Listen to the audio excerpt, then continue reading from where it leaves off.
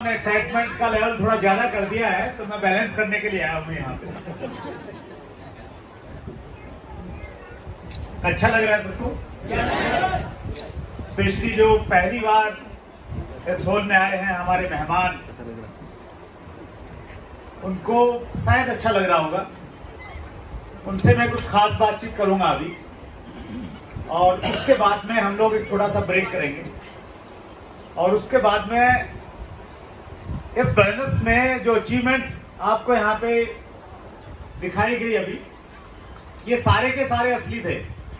Hello, आज किसी को ये भ्रम तो नहीं कि यार इनको समझा के मैनिपुलेट करके यहाँ पे लाया गया है? क्योंकि जो मैनिपुलेशन वाले होते हैं ना, उनकी आंखों में ऐसे आंसू नहीं झलकते हैं, और ये इमोशन और ये बॉडी लैंग्वेज उनकी नहीं होती। तो ये अचीवमेंट्स हम सबको कैसे मिल सके, इसके बारे में हम लोग लंच के बाद में थोड़ा सा बातचीत करेंगे। क्योंकि लॉकडाउन के बाद में, बहुत दिनों के बाद में मैं देहरादून आया हूं। पहली बार पंडित जी के साथ में देहरादून आया था 2002 में, और जिस प्रकार मिलन मैम ने बोला कि पंडित जी की कर्म भूमि रही है देहरादून, तो पंडित जी के साथ मैं भी बहुत बार आया। और मुझे घटना याद आ रही है, 2004 की शायद ये घटना है। मैं और पंडित जी आ रहे थे, मेरे पास उस समय वैगनार थी एक ब्लैक कलर की, और इनकम भी ठीक ठाक आने लग रही थी उस समय। लेकिन मैं थोड़ा सा खर्चीला नहीं हूं, थोड़ा कंजूस सा है। सुदेश साहब ने बैठ के कहेंगे कि आप बिल्कुल सही कह रहे हैं। तो पंडित जी बोले कि सर अब तो गाड़ी बदल लो। तो मैंने कहा पंडित जी ठीक तो चल रही है, कुछ एसी वेसी क्या टेम्परेचर बढ़ाऊं क्या? बोले नहीं एसी वेसी तो ठीक है, लेकिन थोड़ी गाड़ी बदलो ना। मैंने कहा चलो बदल लेंगे। बोले फिर एक काम करो, गाड़ी नहीं बदलते ना, तो बोले 1 किलो सोना इसके साथ में लगा के रखो ताकि इसकी कीमत बढ़ जाए थोड़ी सी। तो लेकिन आज जब मैं यहाँ पे आया, इसी महीने 2 तारीख को मैंने मर्सिडीज बेंज GLC खरीदी है। तो कहीं ना कहीं मुझे पंडित जी की याद आ रही थी कि पंडित जी का जो सपना था कि भाई गाड़ी थोड़ी बड़ी होनी चाहिए लेवल के अनुसार, तो वो सपना हम लोग पूरा कर सकते हैं पंडित जी का। और बड़ी अच्छी बात कही गुलाटी जी ने, क्या हुआ गुलशन में कुछ फूल खिले, मजा तो तब आएगा जब पूरे चमन में बाहर आ जाएगी। और आज से बिजनेस इतनी बड़ी विशालताओं से भरा हुआ बिजनेस है कि यहाँ पे हर घर के बाहर आरसीएम बिजनेस लिखा जा सकता है, और बड़ी से बड़ी गाड़ियों के बाहर आरसीएम बिजनेस का लोगो लगाया जा सकता है। चाहते हैं आप ऐसा हो? कितने लोग चाहते हैं? बहुत बढ़िया। कुछ बातें मैं आपसे करूंगा, उससे पहले थोड़ा सा अपना परिचय दे दूं, ताकि बहुत सारे लोग पहली बार हमारे बीच में हैं और बहुत दिनों बाद देहरादून में मेरा आगमन हुआ है। मेरा नाम सुरेंद्र वत्स है, बेसिकली मैं हरियाणा से हूं। सोनी साहब अभी आपके सामने थे, सोनी जी और मैं दोनों एक ही गांव से संबंध रखते हैं। छोटा सा गांव हमारा, लगभग अभी तो बड़ा हो गया, लगभग 3000 बोट होगी वहां पे मतगणना के अनुसार अगर हम लोग बातचीत करें तो। जींद डिस्ट्रिक्ट में मेरी पैदाइश हुई, वहीं परवरिश हुई, सरकारी स्कूल में मेरी पढ़ाई लिखाई हुई। मैंने 1996 में दिल्ली यूनिवर्सिटी से पोस्ट ग्रेजुएशन किया, और उसके बाद एक प्राइवेट टीचर के रूप में मैंने अपना करियर शुरू किया था, जहां पे मेरी 1 महीने की जो तनख्वाह थी वो मात्र 500 रुपया थी।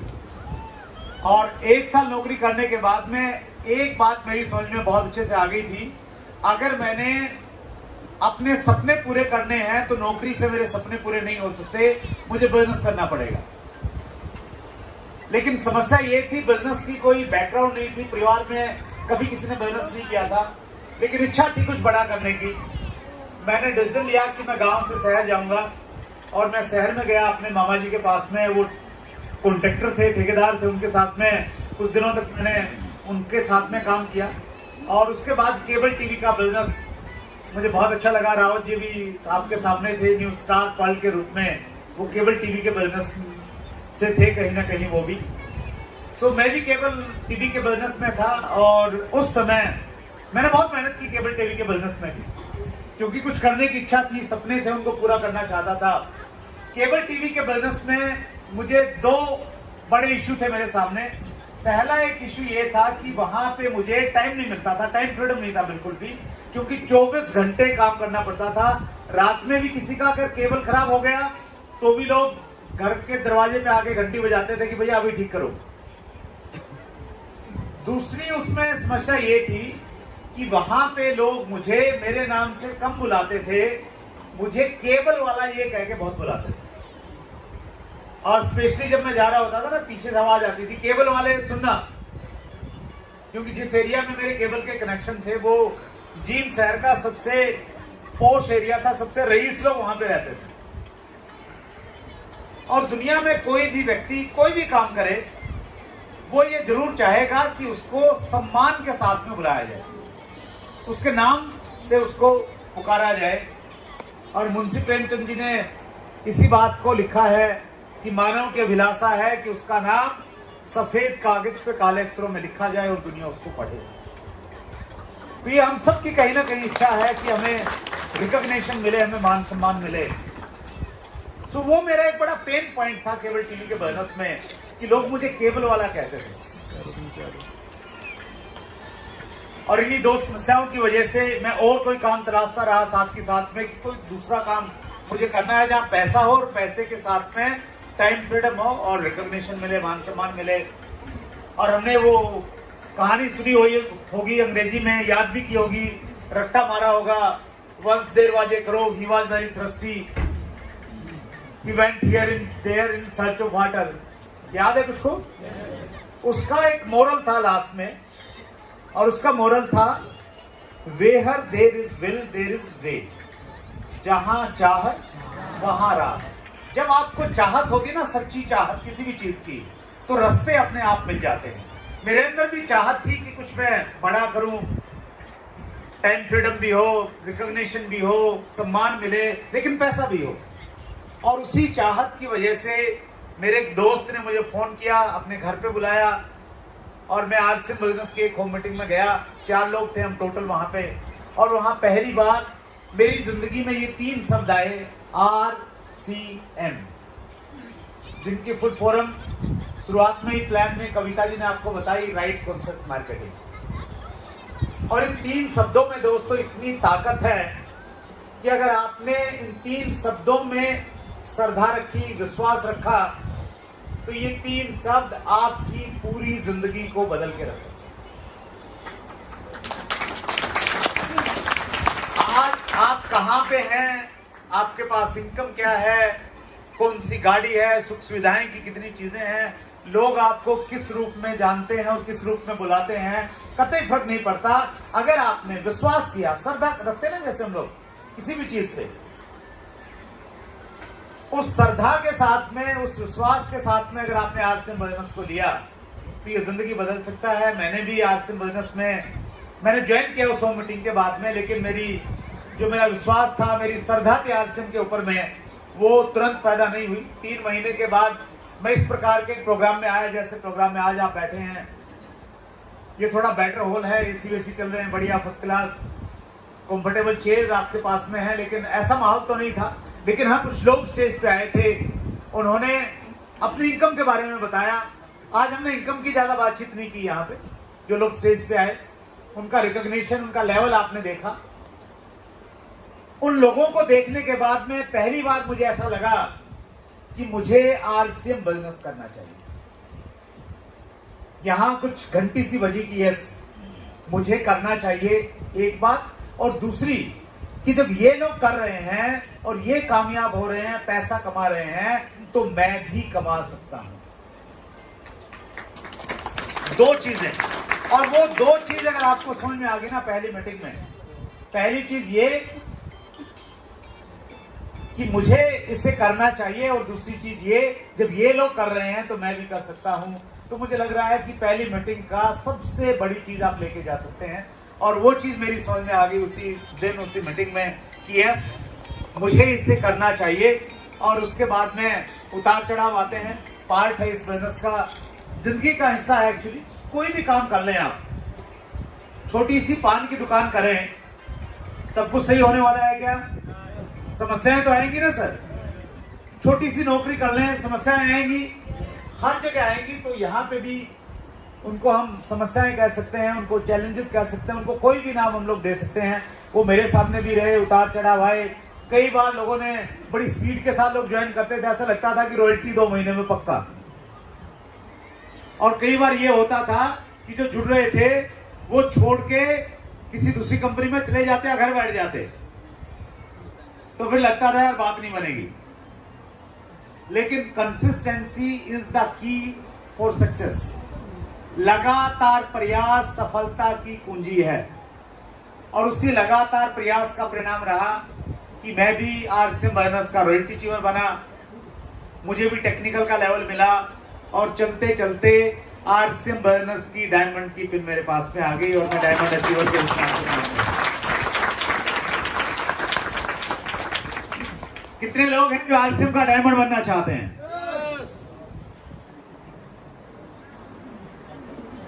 सिर्फ 50 करोड़ का धंधा करना 1 महीने का।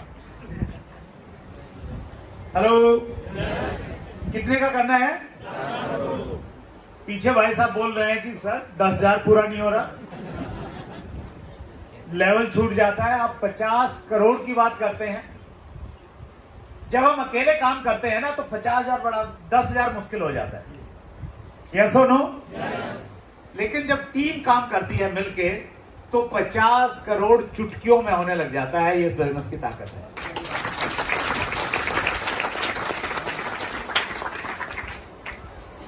आरसीएम बिजनेस जिस तरीके पे काम करता है, जिस कॉन्सेप्ट पे काम करता है, उसको हम कहते हैं डायरेक्ट सेलिंग।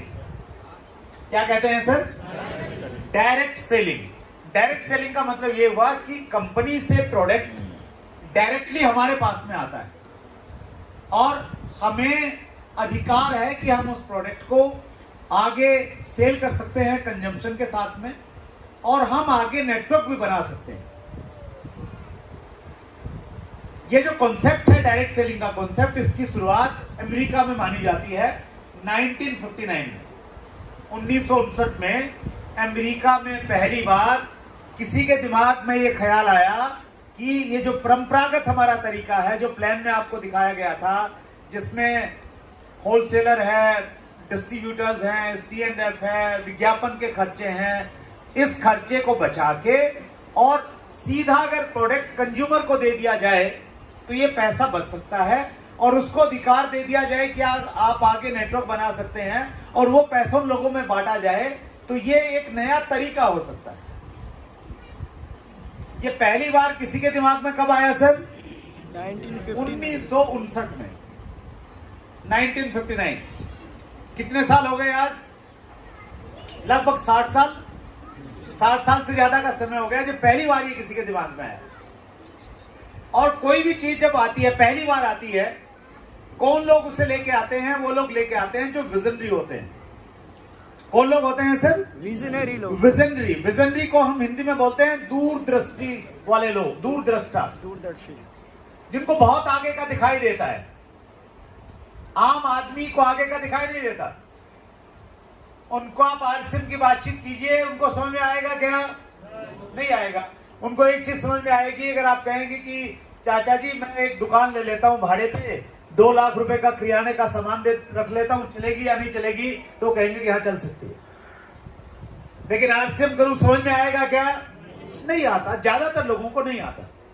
इस दुनिया में जितने भी बड़े काम हुए हैं वो उन लोगों ने किए हैं जो दूर दृष्टि रखते थे, जो बहुत आगे का सोच लेते थे।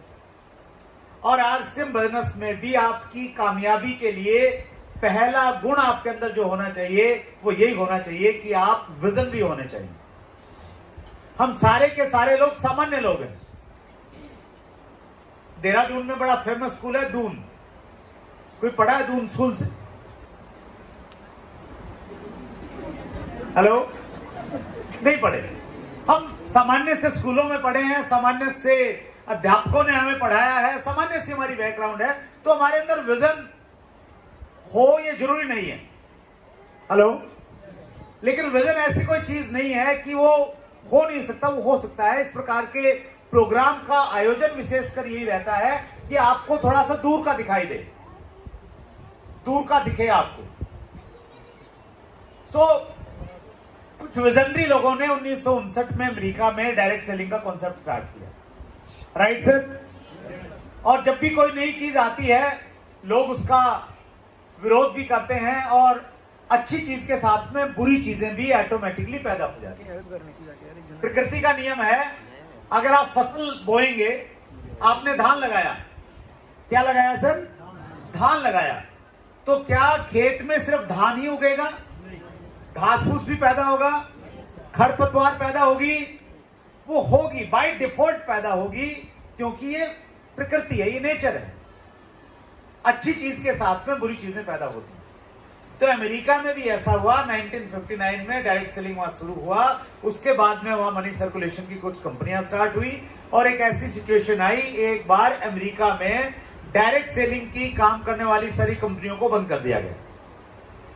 1974 में एफटीसी, वहां की एक संस्था है, फेडरल ट्रेड कमीशन, उसने डायरेक्ट सेलिंग के बारे में कुछ दिशा निर्देश दिए और डायरेक्ट सेलिंग बिजनेस को अमेरिका में सही बिजनेस माना।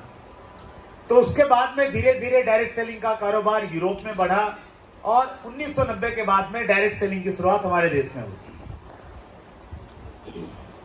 डायरेक्ट सेलिंग की शुरुआत जब हमारे देश में हुई तो कुछ विदेशी कंपनियों के द्वारा हुई, मल्टीनेशनल कंपनीज। तो जब वो हमारे देश में आई, उन्होंने लोगों को बताया, ये कॉन्सेप्ट बताया कि भैया मिडल मैन, एडवर्टाइजमेंट सबकी छुट्टी करो और सीधा कंपनी से सामान लो। कैसा लगता है ये विचार? अट्रैक्टिव लगता है? अच्छा लगता है? सबको अच्छा लगा। लोग जब इसके नजदीक में गए, उन कंपनियों के नजदीक में गए, तो उन कंपनियों का जो सामान था, उनके जो उत्पाद थे, वो बहुत ज्यादा महंगे थे। तो फिर आम आदमी को ये लगा कि ये जो काम है ना, ये जो डायरेक्ट सेलिंग वाला काम बताते हैं लोग, ये अमीर लोगों का काम है, क्योंकि यहां पे सामान बहुत महंगा मिलता है।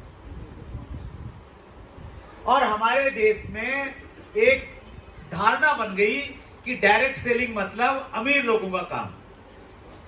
और उसी धारणा को तोड़ने के लिए भगवान को भेजे हुए एक दूत आदरणीय टीसी छावड़ा जी ने 2000 में आरसीएम की शुरुआत की।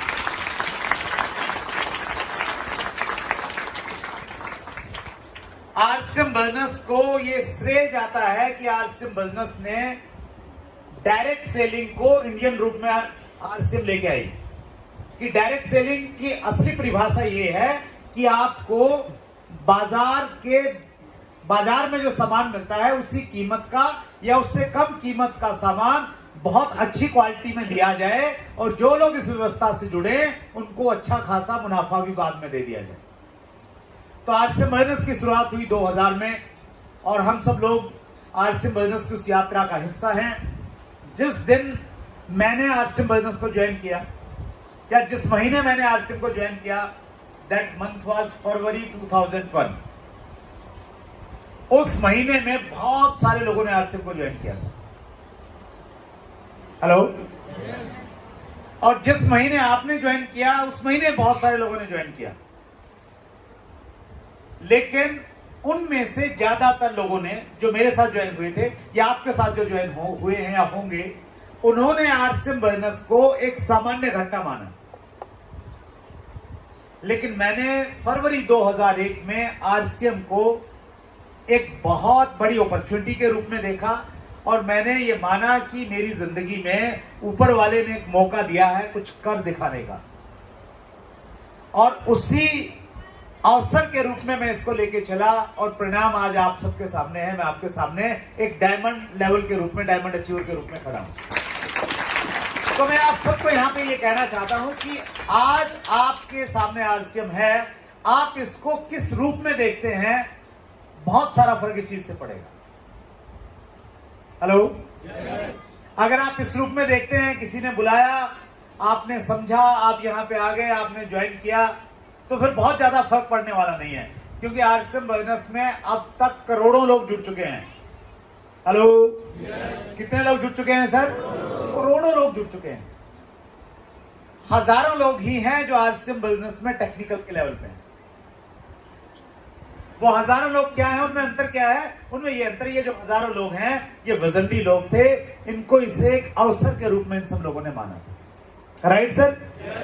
तो बहुत संक्षेप में मैं ये कहना चाहता हूं, डायरेक्ट सेलिंग एक इंडस्ट्री है, दुनिया में चल रहा है ये कारोबार, बहुत तेजी के साथ में फल फूल रहा है। हमारे देश में अब तक डायरेक्ट सेलिंग में कुछ ज्यादा काम नहीं हुआ है। 2020 के अगर हम आंकड़ों की बातचीत करें, WFDS एक संस्था है, world federation direct selling association, उसके आंकड़े ये कहते हैं कि 2020 में पूरी दुनिया में $1,80,000 मिलियन का कारोबार हुआ। आप ये मान लीजिए बहुत बड़ी फिगर है ये। उस $1,80,000 मिलियन में सबसे ज्यादा काम किया अमेरिका ने, $40,000 मिलियन, लगभग 20% अकेले अमेरिका ने किया है। हिंदुस्तान का कारोबार था $3,000 मिलियन। हेलो, परसेंटेज में आप काउंट करेंगे तो बहुत कम है हम लोग, और हमारा स्थान था 12वां। कौन सा स्थान था सर हमारा? 12वां स्थान था। जनसंख्या की दृष्टि से देखें, हम लोग दुनिया में चाइना के बाद में दूसरे नंबर पे आते हैं। डायरेक्ट सेलिंग में हमारा स्थान है 12वां। जर्मनी हमारे से आगे है, कोरिया हमारे से आगे है, मलेशिया हमारे से आगे है। हेलो, ये 2020 के आंकड़े कह रहे हैं, लेकिन 2020 के आंकड़ों में एक बहुत अच्छी चीज आई है जो विजनरी लोगों की समझ में आएगी। 2020 के आंकड़ों में एक चीज दी है जिसको हम बोलते हैं CAGR, compound annual growth rate.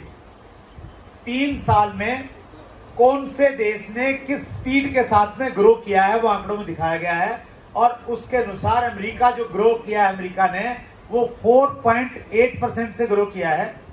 और पूरी दुनिया में सबसे ज्यादा ग्रोथ पिछले 3 सालों में हिंदुस्तान की रही, जो रही 17.6%। और ये इसलिए हुआ क्योंकि पहले हमारे देश में डायरेक्ट सेलिंग के ऊपर में कोई नियम कानून नहीं थे। 2016 में consumer affair ministry, government of India ने डायरेक्ट सेलिंग के ऊपर में गाइडलाइन निकाली। 28 दिसंबर 2021, अभी 4 महीने पहले, भारत सरकार ने डायरेक्ट सेलिंग के ऊपर में रूल्स लागू कर दिए हैं, रूल्स आ गए हैं। यानी हमारा जो संविधान है, हमारा जो कानून है, उस कानून में डायरेक्ट सेलिंग क्या होता है इसकी डेफिनेशन आ गई है। 21 दिसंबर 2021 से पहले नहीं थी। हेलो, यानी हमें एक लीगल रिकॉग्निशन मिल गया है, और इस दुनिया में किसी भी चीज को जब लीगल रिकॉग्निशन मिल जाता है, कानूनी मान्यता मिल जाती है, फिर उसको सोशल रिकॉग्निशन मिल जाता है। तो ये इस चीज का संकेत है, जैसे मुकेश कोठारी जी कहते हैं कि आज RCM को कोई किसी रूप में भी जाने, कोई फर्क नहीं पड़ता, लेकिन आने वाले समय में ऐसा होगा कि एक लड़की का पिता जब अपनी लड़की के लिए दूल्हा ढूंढने जाएगा ना, उसकी सबसे पहली चॉइस होगी वो RCM बर्नस का रॉयल्टी या टेक्निकल अचीवर ढूंढेगा। तो उस रिकॉग्निशन की तरफ, उस सोशल रिकॉग्निशन की तरफ RCM बर्नस जा रहा है। तैयार हैं आप उसका हिस्सा बनने के लिए? देखिए, RCM बर्नस में डायमंड बनने के लिए 50 करोड़ का बोनस चाहिए। कितना चाहिए सर? 50 करोड़ एक महीने का बोनस चाहिए। अच्छी बात यह है कि इंडस्ट्री इतनी बड़ी है कि इसमें हजारों करोड़ का मंथली टर्नओवर होगा आने वाले टाइम में, क्योंकि ऑलरेडी अमेरिका में हो रहा है, $40,000 मिलियन का हो रहा है। तो मैं आपको एक विजन देना चाहता हूं। जो आंकड़े हैं 2020 के, उन आंकड़ों को अगर हम लोग सही माने, और हम ये माने कि जो CAGR दिया है उसी CAGR के साथ में सारे के सारे देश ग्रो करेंगे, तो 2043 में हिंदुस्तान पूरी दुनिया में पहले पोजीशन पे आ जाएगा, और हमारा कारोबार होगा $1,25,000 मिलियन का। हेलो, तो आप ये वजन लेके जाएं कि जब 2043 में ये industry, direct selling industry $1,25,000 million की होगी, उस समय RCM बिजनेस पूरी डायरेक्ट सेलिंग को लीड कर रहा होगा। मेरे हिस्से में अगर 1% से का 100वां हिस्सा भी आ गया तो भी आप RCM के डायमंड बनने के नजदीक हो जाएंगे। इस विजन के साथ में आप यहां पे जाइए।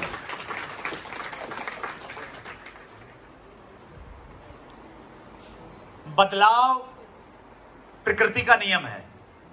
मानते हैं आप लोग? अगर हम समय के साथ में नहीं बदलेंगे तो हमें समस्याओं का सामना करना पड़ेगा। जीव वैज्ञानिक बताते हैं कि एक समय पृथ्वी पे सबसे बड़ा जो प्राणी था वो डायनासोर था। क्या था सर? डायनासोर। उसके अवशेष मिलते हैं, उन अवशेषों से आइडिया लगाया जाता है कि डायनासोर कितना बड़ा रहा होगा। जानकार लोग ये बताते हैं कि डायनासोर अब विलुप्त है, पूरी दुनिया में कहीं नहीं है, पृथ्वी पे नहीं है डायनासोर। और डायनासोर के विलुप्त होने के कारणों में सबसे बड़ा कारण यह है कि प्रकृति में जब बदलाव आए, उन बदलावों के अनुसार डायनासोर ने अपने आप को नहीं बदला। बहुत सारी प्रजातियां ऐसी थी जो डायनासोर से पहले की थी और आज भी हैं, क्योंकि उन्होंने प्रकृति के अनुसार अपने आप को बदला। मानव के रूप में हम लोग हैं तो हम इस रूप में नहीं थे पहले। हेलो, जीव वैज्ञानिक बताते हैं कि हम इस रूप में नहीं थे, हमारी जो रूप था वो दूसरा था। हम वानर प्रजाति से आए हैं, लेकिन हमने बदलते रहे तो आज हम लोग इस रूप में आ गए हैं। तो डायनासोर इसलिए पृथ्वी का सबसे बड़ा प्राणी विलुप्त हो गया, इसलिए क्योंकि उसने प्रकृति के साथ, समय के साथ अपने आप को नहीं बदला। एक समय में दुनिया में, और स्पेशली हम हिंदुस्तान की बात करें तो जो गाड़ियां होती थी ना, कार, वो मर्सिडीज होती थी और फिएट होती थी। हेलो, पुराने जो लोग हैं 60-70 का बर्थ जिनका रहा होगा उनको मालूम है इस बात का। लेकिन आज कहीं दिखती है आपको? नहीं दिखती। क्यों? क्योंकि मर्सिडीज और बीएमडब्ल्यू ये सारी गाड़ी इसलिए आई क्योंकि एक समय में एम्बेसडर को क्या लगता था कि एम्बेसडर से मजबूत गाड़ी दुनिया में कोई है ही नहीं। हेलो, और ये मजबूत इतनी है तो बदलने की जरूरत ही नहीं है, बदलने की जरूरत नहीं है, लोग यही खरीदेंगे। लेकिन प्रकृति का नियम है, बदलाव अगर नहीं होगा तो आप कितने भी मजबूत क्यों न हो, आप विलुप्त हो जाएंगे, आप मार्केट से अपना शेयर खत्म कर देंगे। और आज फिएट और एम्बेसडर में दिखाई नहीं देती हैं और बहुत सारी गाड़ियां आ गई। और जो गाड़ियां आज है ना, जितनी भी गाड़ियां आज आप दिखती हैं, उन्होंने शायद फिएट और मर्सिडीज से एक चीज सीखा है कि अगर हम हर साल कुछ ना कुछ बदलाव करके नहीं लेके आएंगे तो हम भी इतिहास में एम्बेसडर और फिएट की तरह हमारा नाम दर्ज हो जाएगा। हेलो, इसलिए वो नए नए फीचर्स लेके आते हैं। एप्पल है ना, दुनिया का सबसे अच्छा मोबाइल माना जाता है। हर साल जब नया मॉडल लेके आता है ना, कुछ ना कुछ चेंज लेके आता है। तो मैं इन उदाहरणों के माध्यम से आपको ये कहना चाहता हूं, आप किसी भी व्यवसाय में है या किसी भी नौकरी पेशे में है, प्रोफेशन में है, आप जो भी काम कर रहे हैं, अगर आपने ये मान लिया कि आप बहुत बढ़िया हैं, बहुत बढ़िया कर रहे हैं, कुछ करने की जरूरत नहीं है, तो हमारा हसर डायनासोर और फिएट और एम्बेसडर जैसा हो सकता है। आरसीएम बिजनेस एक बदलाव का नाम है। हेलो, प्रोडक्ट को बदलेंगे, अपनी सोच को बदलेंगे, अपनी आदतों को बदलेंगे, अपने काम करने के तरीके को बदलेंगे, अपने नजरिए को बदलेंगे। अगर हमने इस बदलाव को स्वीकार कर लिया, मैं गारंटी करता हूं अगले 10 सालों में, आज हम 2022 में हैं यहां पे, अगले 10 सालों में आपके आजू बाजू का सब कुछ बदल जाएगा और आप नहीं बदलेंगे, आप वहीं रहेंगे, बाकी सब कुछ बदल जाएगा। अड़ोसी पड़ोसी, घर बार, गाड़ी बंगला, सब कुछ बदल जाएगा। चाहते हैं? चाहते हैं? जो लोग चाहते हैं सीरियसली आरसीएम बिजनेस को करना, उनके लिए हमने एक अलग सेशन रखा है। ठीक 15 मिनट का हम लोग ब्रेक लेंगे सर, 15 मिनट से थोड़ा सा बढ़ा देता हूं। राउंड फिगर 2 बजे हम लोग दोबारा इस हॉल में वापस आएंगे। आपकी बॉडी लैंग्वेज ये बता रही है कि बढ़िया आईसी में बैठे, क्यों बाहर भेज रहे हो? लेकिन कुछ लोगों को जल्दी है, उनको शायद बुलाया गया था कि भाई 1 बजे 2 घंटे का प्रोग्राम है, तो वो कमिटमेंट हम लोग फेल नहीं करना चाहते। आप भी थोड़ा सा बाहर जाइए, घूम फिर के आइए, थोड़ा सा पानी वानी पी सकते हैं, आप फ्रेश होके आ सकते हैं। ठीक 2 बजे हम लोग दोबारा आएंगे, लेकिन उन्हीं लोगों के साथ में हम बातचीत करना चाहेंगे जो आज सिम बिजनेस को सीरियसली करना चाहते हैं, जो चाहते हैं कि अपॉर्चुनिटी है और वो इस अपॉर्चुनिटी को ग्रैब करना चाहते हैं, मजबूती से पकड़ के आगे बढ़ना चाहते हैं। क्या करना पड़ेगा कि आगे जब भी प्रोग्राम हो, उस प्रोग्राम में आप वहां पे नहीं बैठे हैं, आप यहां पे आए और ये फूल मालाएं आपके गले का हार बन जाएं, आपके गले का श्रृंगार बन जाएं।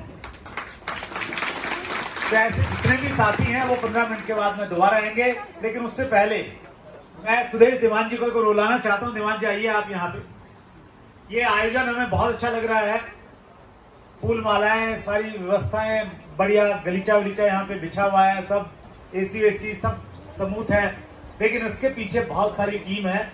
मैं दीवान जी के कंटिन्यू संपर्क में था, उन्होंने बहुत मेहनत किया है, बहुत सारे लोगों की मेहनत रही होगी। तो एक बार जोरदार तालियां बजाएं सुदेश दीवान जी का। और जिन लोगों ने आज के प्रोग्राम में विशेष रूप से सहयोग किया, तो मैं दीवान जी से रिक्वेस्ट करूंगा कि आप उन साथियों के नाम जरूर यहां से उच्चारें, ताकि हम सब लोग उनके प्रति कृतज्ञता व्यक्त करें और उनको धन्यवाद दे पाए। Thank you sir. जय आरसीएम।